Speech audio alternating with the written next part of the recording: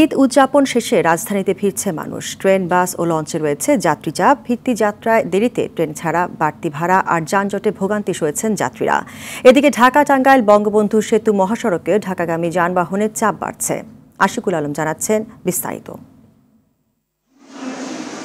ঈদ উদযাপন শেষে কর্মব্যস্ত মানুষের ঢাকামুখী ঢল অব্যাহত রয়েছে। রাজধানীর Kamalapur rail station, Sadarghat launch terminal, Gabtali, Saydabad ও মহাখালী বাস টার্মিনালে যাত্রীদের ফিরতে দেখা গেছে। কিছুটা ভোগান্তি হলেও গন্তব্যে পৌঁছে সন্তোষ জানান অনেকেই। তবে দেরিতে ট্রেন ছাড়ার অভিযোগ ছিল যাত্রীদের কণ্ঠে। ট্রেনের ব্যবস্থাপনা ভালো, বাট টাইম টু টাইম ছাড়ে না, এটা হলো গিয়া প্রবলেম। যাতায়াতের জন্য মানুষের খুবই কষ্ট, ভোগান্তি, দুরবস্থা অনেক।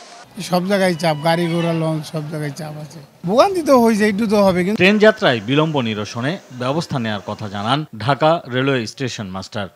একদিকে যেমন ছিল বৃষ্টি, আরেকদিকে যেমন ছিল তাপমাত্রা বেশি, তো এইসব কারণেই আর কি আমার মনে হয় যে বিলম্বতাটা পরিলক্ষিত হয়। তো আমরা ইনশাল্লাহ আমরা বিলম্বতা পরিহারের জন্য কাজ করে যাব।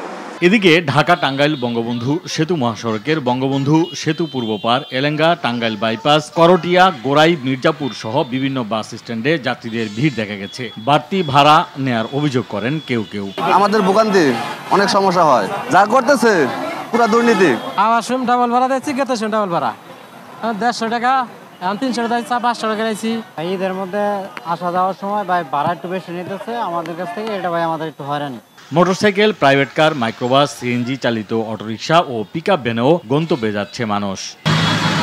আশিকুল আলম, RTV, ঢাকা।